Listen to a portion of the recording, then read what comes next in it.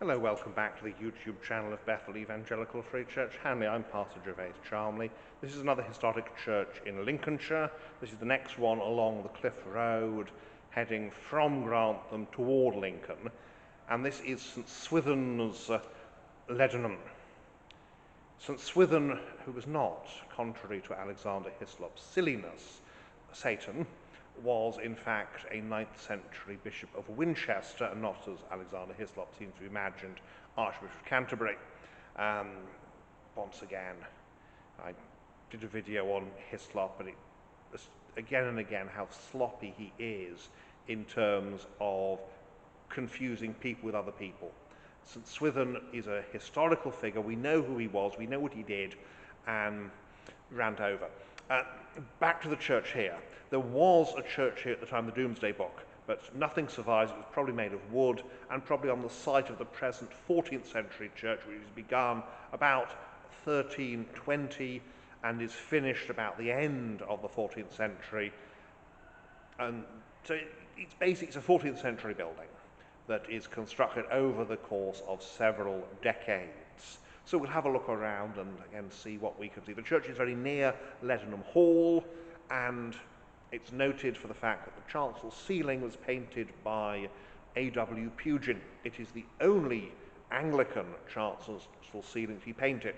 He was, of course, a Roman Catholic, but he was a close friend of the rector here, who was, shall we say, one of Mr. Newman and Pusey's Oxford men.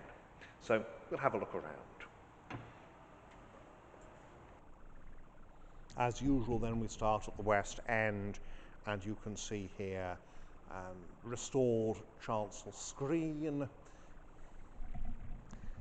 and Victorian pulpit, Victorian pews. It would have had a full Georgian interior, but of course Oxford movement man, would like it to be much more Gothic, as they did. The wheeled bier, this is of course used to carry the bodies of the dead, the coffins, from their homes to the church for burial. Very rarely used these days, often turned into other things. The font bowl is medieval, although the stem is not. There are a number of memorials here to the Reeve family. And particularly notable here is that of General John Reeve, eldest son of the late William Reeve of Leadenham. Entered the army as an ensign in the Grenadier Regiment of Foot Guards, 23rd of October 1800, served throughout the Peninsular Campaign, so with Wellington, was in the expedition to Walcheren and at the Battle of Waterloo, which of course anyone who's at Waterloo is going to talk about that, because you always did. And we have the allegorical images there of faith with the cross and the chalice, and hope with the anchor. Up the south aisle here, and here we have more. This is William Reeve of Leadenham, who would be the father of the general. Some nice stained glass. Again, it helps having a big house nearby. The Reverend William Key Reeve, fellow of Clare Hall, Cambridge, younger son, goes to the church. Here we have the good woman of Proverbs 31, Frances Wilhelmina, eldest daughter of Sir Glyn Earl Welby, Baronet of Denton Hall, and Frances' wife. Baptism of Christ by John, with a good number of angels there. So very romantic image, isn't it, with all that disordered hair and everything. It's a very splendid piece. We have to go back to this point, and then we move forward. We have up there is the door from the rood stairs, and then down here is the pulpit, and here we are, screen, eagle, through here into the chancel, And again, everything you expect from the Oxford movement.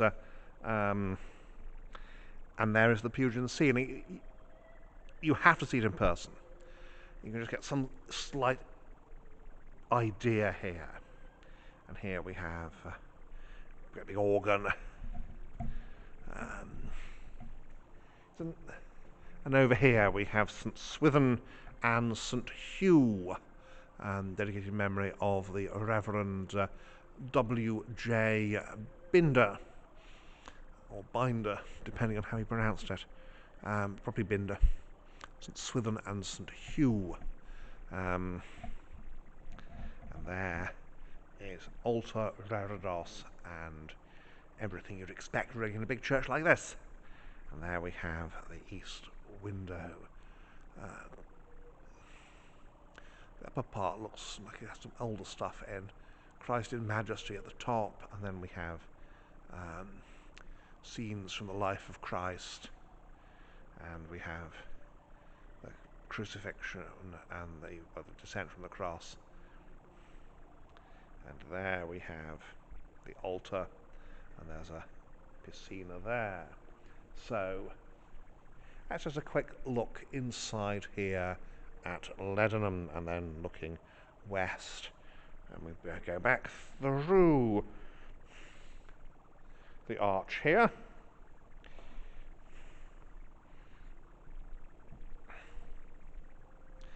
And it is all of a piece with these bloody clustered columns here in the nave. There's development, but not revolution. And of course here the War Memorial Chapel. Here I've been talking about the south aisle. This is of course the south aisle. That was the north aisle. It's one of these cases where the entrance is on the north side, which I should have clocked, but there we go. So here we are inside here at Leadenham, and back here we have St George, St Andrew and St Elizabeth of Hungary.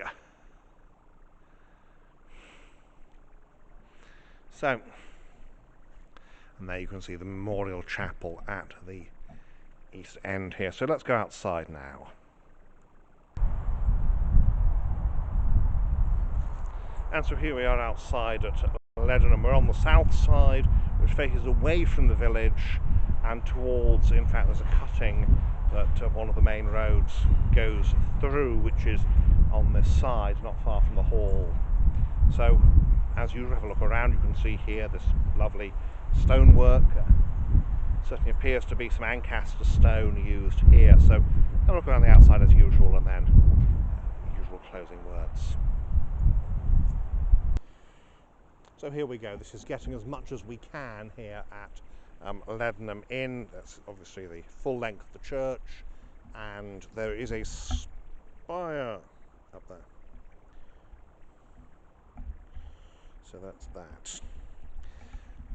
The little turrety things on the corners, they are Georgian sort of thing that Pugin would have had a fit over, I suspect, but these look rather like chimneys. However, Pugin was only hired here to do the painting. South porch and splendid stonework. Windows have been renewed. Again, no lead left on these roofs. These, as far as I'm aware, it's all stuff with no scrap value, because villains keep stealing the wretched stuff. And anyway, I started with a rant. I'd better not finish with a rant. You can see there in the, well, just about because of the sunlight, but in the there in the angle, that's the Rood Stair. So also got to watch out. They've got some pretty active rabbits around here, and I do not want to break an ankle. That would ruin my day. The Cliff Road, the A607 goes past there.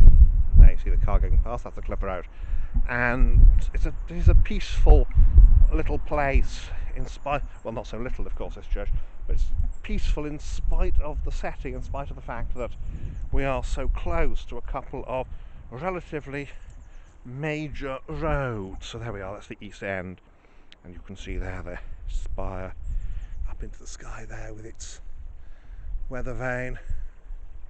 The clock has stopped. It takes effort to wind them and money to maintain them, of course. It's a nice big churchyard, and we move around the north side. You can see there, that's the big houses through there, that gate for the big house family to go to church on Sunday mornings. And we have a little vestry there with a turret. And so here we are, that is St Swithun's here at, oops, moving a bit closer so there's the sun there. St Swithun's at Leadenham, and there's the north porch. So there we have it, St Swithun's at Leadenham. There's about 50 English historic churches dedicated to St Swithun, so that's not counting any Victorian ones. But, and that demonstrates, of course, that he was quite a popular man, quite a popular saint. According to one of the legends, when someone dropped a basket of eggs, he miraculously put them back together again. It's the sort of thing that perhaps would be seen as making him a jolly good egg in the eye, pun intended of course, in the eyes of the English peasantry. So thank you for watching, and may God bless you and keep you until next time.